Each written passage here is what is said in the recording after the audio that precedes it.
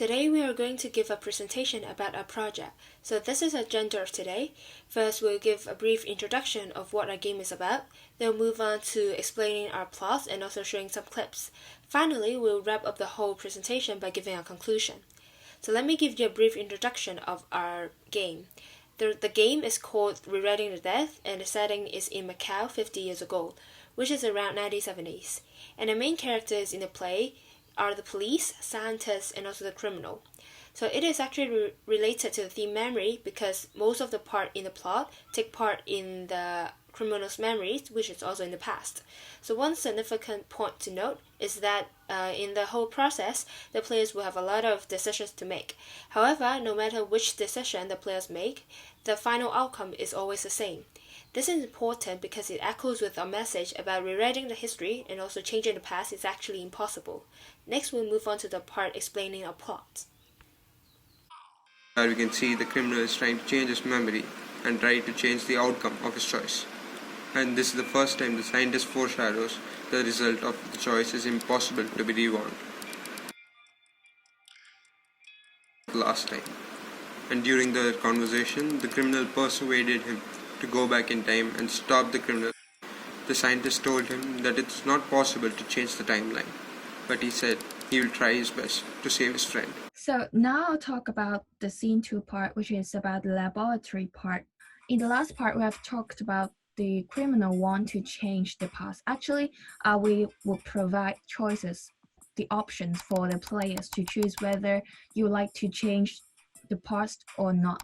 But they will also have the same ending. So we assume that the player would choose to change the past. So the scientist has created the time machine, which is shown on the PowerPoint that as you can see, the orange objects is the time machine, although it looks like an orange, but it's actually a time machine. So how it works is that when the scientists sit on the chairs on the time machine, as you can see, there is chairs inside the time machine, and the time machine will close, and so he can travel to the past. And this part is actually very important because it links the reality to the past. So here we are in the scene of the murder. After the second scene of time travel, the scientist reaches the end of his journey, the final moment whether he can alter the destiny. Yet the criminal was far immature than his present self. Even worse, there is the police coming to stop him.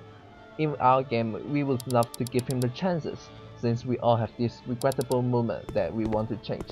Sadly, no matter how hard he tried against all odds, the tragedy was inevitable. Why? The incident was not contributed by solely one factor. It does not involve simply that moment, but all the past. How the criminal builds his personality.